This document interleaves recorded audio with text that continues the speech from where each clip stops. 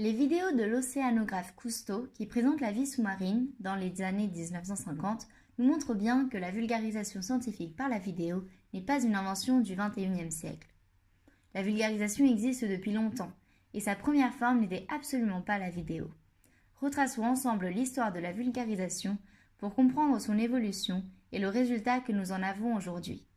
La vulgarisation scientifique a commencé à se développer au XVIe siècle, dans les foires où des expériences physiques et mathématiques étaient réalisées pour l'émerveillement du spectateur. Les premiers ouvrages scientifiques furent aussi publiés, mais restaient accessibles uniquement à ceux qui savaient lire, c'est-à-dire les plus riches. Au XVIe siècle, de très grosses avancées scientifiques virent le jour, avec notamment la théorie de gravitation universelle de Newton. Cette forte avancée des sciences incita à la vulgarisation, car la communauté scientifique voulait partager ses découvertes. Ainsi, des livres d'explication de la théorie de Newton furent publiés à la même époque. Dans la même démarche, Charles Darwin voulait que ces publications soient accessibles à tout le monde, même s'il savait qu'elles n'intéresseraient pas forcément tout le monde. En plus de cet effort de vulgarisation, l'usage du français remplaça le latin dans les textes officiels par l'édit de Villers-de-Cotterêts en 1539. Les publications devinrent plus accessibles. Mais la science fit des progrès, adopta un langage spécifique plus technique et une formation devint nécessaire pour comprendre les travaux de recherche. C'est surtout au XIXe siècle que cet écart se fit sentir, et c'est donc au même moment que la vulgarisation scientifique connut un grand essor. Cette vulgarisation scientifique se fit en grande partie par les femmes, qui ne pouvaient faire carrière en tant que scientifiques, avec par exemple Madame du Châtelet ou Mary de Sommerville. La science continuait d'être promue dans les foires et les revues. Au XIXe siècle, elle était aussi promulguée par la littérature, avec des romans très populaires, comme ceux de Jules Verne qui touchaient une très forte proportion de la population et éveilla son intérêt pour la science. Les premiers musées à objets scientifiques furent créés et les bibliothèques cherchèrent à s'ouvrir à tous. Au XXe siècle, les deux guerres mondiales ont montré l'influence qu'avait la science dans le domaine militaire. Les premiers correspondants scientifiques spécialisés apparurent à cette époque pour expliquer ces nouveaux armements. Après la Seconde Guerre mondiale, des journalistes spécialisés devinrent les nouveaux vulgarisateurs à la place des scientifiques. Ceci fut surtout dû à la démocratisation de la télévision. La vulgarisation scientifique se démocratisa majoritairement dans les années 1970. La vulgarisation avait alors pour mission de toucher le public le plus vaste possible. En effet, la science faisant partie intégrante de notre quotidien, tous les citoyens devaient pouvoir la comprendre. La science n'était pas le sujet de prédilection de tous les citoyens, et ceci était particulièrement vrai en France. La littérature et l'histoire étaient les domaines prédominants historiquement dans la culture de la société civile. Mais comment toucher cet immense public qui n'est pas a priori forcément intéressé par les sciences? La réponse est bien simple. Les médias qui sont utilisés par tout le monde, les mass médias, furent prisés. Le premier qui nous vient en tête est bien sûr la télévision, mais la mobilisation des journaux écrits était aussi essentielle. Mais si les sciences intéressaient si peu les citoyens, pourquoi décider de les vulgariser? Il y avait deux buts fondamentaux. Le premier, développer l'esprit critique des citoyens. Avoir plus de connaissances scientifiques leur permettrait de pouvoir raisonner par eux-mêmes et ainsi être plus objectifs quant aux informations auxquelles ils étaient confrontés. Le deuxième objectif était purement dans l'intérêt des scientifiques. Ils voulaient, par la vulgarisation, créer un environnement favorable aux sciences pour pouvoir former et recruter plus de scientifiques. Dans les années 1970, avec la guerre froide et la course aux techniques, les scientifiques étaient cruciaux. Cependant, tous les vulgarisateurs n'avaient pas le même but en tête quand ils faisaient de la vulgarisation. On peut distinguer 4 motivations générales différentes qui ne sont bien sûr pas exclusives. La première est l'éveil d'une curiosité chez le citoyen par la vulgarisation, pour qu'il continue ensuite de s'informer seul sur le sujet.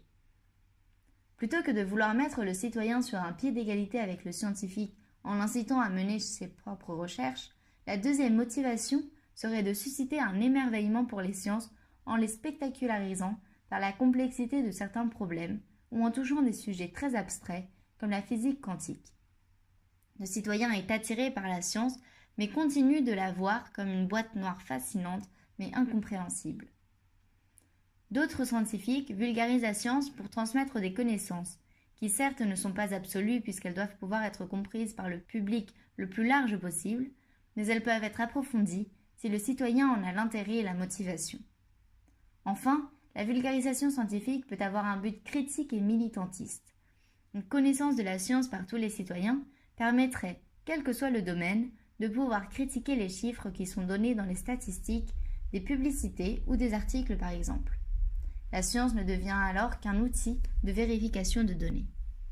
Dans les années 1990, la vulgarisation sur la télévision se développe avec des émissions comme C'est pas sorcier ou E = M6.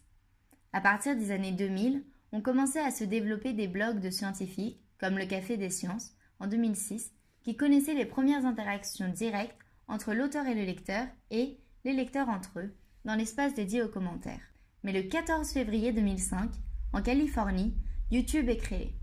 Dans les années 2010, l'utilisation des vidéos grâce à ce type de nouvelles plateformes gratuites ont transformé le format de la vulgarisation. Le Café des Sciences a d'ailleurs créé un collectif, appelé Vidéosciences, qui répertorie les vidéos sur YouTube des membres de Café des Sciences, et répertorie aujourd'hui 106 chaînes YouTube. Le format de la vidéo permet de diversifier l'usage et le contenu de la vulgarisation scientifique. Il est possible d'expliquer des concepts, comme la vulgarisation classique avait l'habitude de faire, mais aussi de réaliser des expériences pour contredire certaines logiques ou prouver certains mécanismes. Le contenu est beaucoup plus large et chaque vulgarisateur utilise le médium qu'il préfère ou qu'il juge le plus pertinent. La plateforme YouTube, par sa facilité d'accès, est censée pouvoir toucher un public extrêmement large. Par les vidéos sur les chaînes YouTube, la vulgarisation n'est plus verticale, mais devient horizontale. Il ne faut pas être un chercheur pour pouvoir être légitime de faire des vidéos. De plus, le producteur et ses abonnés sont sur un pied d'égalité, car ils peuvent échanger dans l'espace de commentaires et être complémentaires avec le contenu de la vidéo. Il reste extrêmement important que les explications et les données soient rigoureuses et vraies, faute de quoi la chaîne de vidéo chutera, car ces fautes seront pointées par les abonnés qui ont aussi des connaissances scientifiques. Aujourd'hui, certaines des motivations des vulgarisateurs des années 1970 persistent, mais d'autres se sont aussi développées. La vulgarisation des sciences aujourd'hui rime plus avec deux volontés: la diffusion des connaissances animées par une passion et la réduction du fossé entre les scientifiques et le grand public. Mais surtout aujourd'hui, les vulgarisateurs ne sont plus uniquement des chercheurs scientifiques, mais peuvent aussi être des journalistes scientifiques, des écrivains, des animateurs ou encore des étudiants. Ces vulgarisateurs se placent plutôt comme des médiateurs entre les scientifiques et le grand public.